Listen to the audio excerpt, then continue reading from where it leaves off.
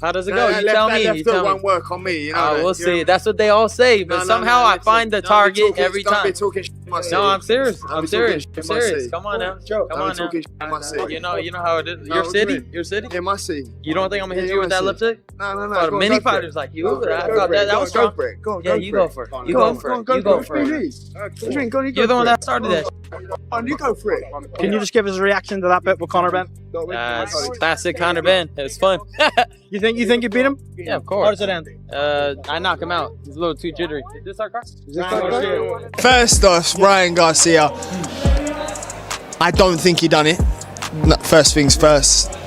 Number two, he's an idiot. What? Because he's just an idiot. He's an idiot. He's just no class.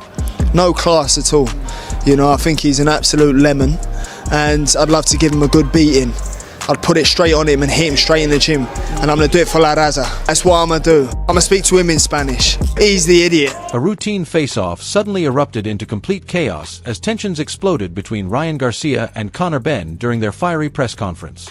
After trading heated insults, neither fighter backed down, turning the confrontation into a dramatic scene that only intensified the hype around a possible showdown. Their rivalry is no longer just about boxing, it's becoming personal. Adding to the intrigue, Eddie Hearn has warned Conor Benn to think carefully before accepting the Ryan Garcia fight, making this potential clash seem even more high risk. Ryan Garcia has come out and said that a fight between himself and Conor's done for August. But if that's a ring card, would you promote it if Turkey Alshik asked you? Because, you know, I mean, Conor Benn signed to Zuffa. He didn't fight on a Zuffa card last week. He won't fight on a Zuffa card versus Ryan Garcia because that'll be a Turkey Alshik card. But, you know, if Conor Benn got 15 million to fight Regis Prograis, he'll be getting 20, 25 million to fight Ryan Garcia. Ryan Garcia is the champion. Ryan Garcia should be getting 50. Hearn believes Benn has become a much better fighter, especially when competing above 150 pounds. But if this bout takes place at 147 for Ryan Garcia's WBC title, he feels the weight cut could become a major problem. According to Hearn, dropping that low might reduce Benn's power, speed, and overall effectiveness, giving Garcia a clear advantage. With Garcia's fast hands, precise timing, and knockout power, even small mistakes could prove costly. If Benn enters the ring weakened by the weight cut, the challenge becomes even tougher. That's why Hearn's message is simple. Benn must think carefully before accepting a welterweight showdown with Garcia. The timing of this warning is especially interesting because the fight now seems more realistic than ever. Dana White has shown interest in making Garcia versus Benn a reality, and Benn's new 5-fight agreement with Zuffa has added even more momentum. What once sounded like an online fantasy is now becoming a genuine possibility. With Benn now tied to Zuffa, Dana has every reason to chase a blockbuster event, and Ryan Garcia is the perfect opponent to generate massive attention. And the potential for a fight against him is what everybody's been making noise about. What fight do you want? What have you told Dana White? Whoever wants it can get it. That's who you are. I have no doubt about it. But I asked a very direct question. This is first thing. He don't know me that well yet. Who do you want? Who's the guy? Garcia. Yeah, that's all I want to hear. That's all I want to hear, Dana. That's what I was asking about. What about you, Dana? I agree with everything he said. That's why I'm in the business right now, is to make the fights that people want to see. This sport is way more broken than I even thought it was. I've already done more fights this year, my first year, than all the promoters combined. Yeah. My job is to figure out how to pay him and pay me. You know, I got to make sure that we make enough money for everybody. His job is to be a badass. I just want to give people value for money. I want people to want to tune into a Conor Benn fight. I pour my soul into my fights and I give them every. But this is where things become much more complicated. Eddie Hearn believes the biggest obstacle isn't the fighters, it's the business behind the scenes. According to him, DAZN could ultimately decide whether Ryan Garcia and Conor Benn ever share the ring. From Hearn's perspective, getting both fighters to agree is only part of the process.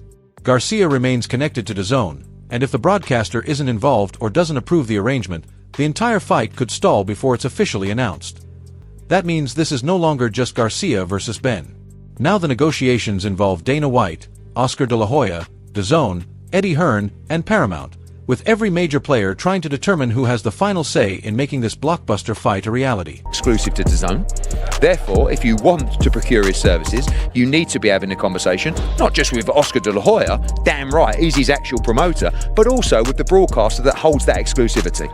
But they think they can just walk in, and right now it's a really interesting situation, because if that doesn't get resolved, there will be no Ryan Garcia Conor Benn fight. And DAZN kind of hold the keys to that. And Dana hates it. Because not just has Dana got to have a conversation with DAZN, I mean, Dana won't have the conversation because he's a puppet, but not just as, I don't know, Nick Khan or whoever it's going to be, has got to have a conversation with DAZN. They've got to have a conversation with Oscar De La Hoya. If Dana White is standing up there talking about the fight, Oscar De La Hoya is going to have to be right next to him. That's actually worth making a fight, but I don't think they'll do it. I think he'll say, no, I'm not having it, because this is what they do. There's no flexibility and no kind of desire to work with anybody. So that's the neutral take. Eddie Hearn also addressed the growing tension between Oscar De La Hoya, DAZN, and the new Zuffa boxing plans, making the Garcia-Benn fight look even more complicated. While Dana White may be eager to make the matchup happen and Conor Benn is now signed with Zuffa, Ryan Garcia's situation is very different. He's still connected to Oscar De La Hoya and DAZN, meaning they remain key decision-makers. Because of that, Dana can't simply take full control of the event without everyone involved reaching an agreement. Also doesn't know is that in Anthony Joshua's contract, it clearly states the fight must take place in the UK. But I don't even think Dana White knows that. I mean, at the moment, and someone said to me, why isn't he kind of just backtracking and go, all right, fair enough, I'm not promoting. I said, can you imagine Dana White sitting up at a press conference and goes, guys, I've got to apologise. I got it wrong. Sorry, Eddie Hearn. So what he's doing now is he's doubling down, he's trebling down, and he'll just try and find a way where he can pretend that he sort of played some kind of role. Because Zuffa is incapable of actually making a really big fight on their own right now. So this is his way of saying, I'm the promoter. Do you know what I mean? Instead of like, oh, you're not. Like, I'm not even saying I'm the promoter. But I know one thing, you can't be involved because it's in the contracts of both fighters. Do you know what I mean? And the fight must take place in the UK, in our contract. Now, Turki Al-Sheikh is also paying the bill. So if Turki Al-Sheikh phoned me up and said, we actually want to do the fight in Las Vegas, I would say, okay, let me speak to Anthony. As the business negotiations continue, Conor Benn has added even more fuel to the rivalry with his comments about Ryan Garcia. He labeled Garcia a liability, unpredictable, and unprofessional, making the feud feel far more personal. Benn may think those remarks will get under Garcia's skin, but that strategy could easily backfire. Garcia has always fought with emotion, and feeling disrespected could push him to raise his intensity. Against a fighter with Garcia's speed and knockout power, adding extra motivation is a dangerous gamble.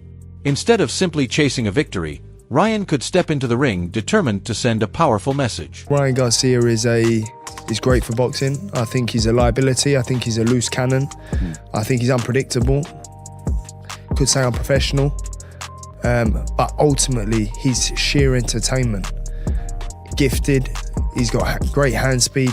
Eddie Hearn has said, and a lot of people agree, commercially, if Ryan were to win, you and him, whether it's here, whether it's in the UK, one of the biggest fights to be made. Yeah, I agree. I think Ryan's a character. I think he does good numbers.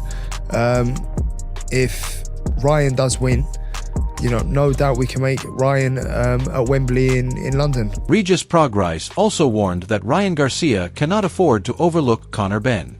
In his view, Benn may not be the most polished boxer, but his toughness and aggression still make him a serious threat inside the ring. Be the man that's possessed. It really is. It feel like Conor Benn is possessed. I'm not gonna lie. Like I said, I look at him in his eyes, and you don't gotta be that good, bro. You don't have to have that much skill when you possessed on something. You really want something you possessed on. You don't have to. Benn fights with relentless determination, always looking to prove himself, and that mindset makes him a dangerous opponent. Combined with his punching power, he's capable of creating problems for anyone.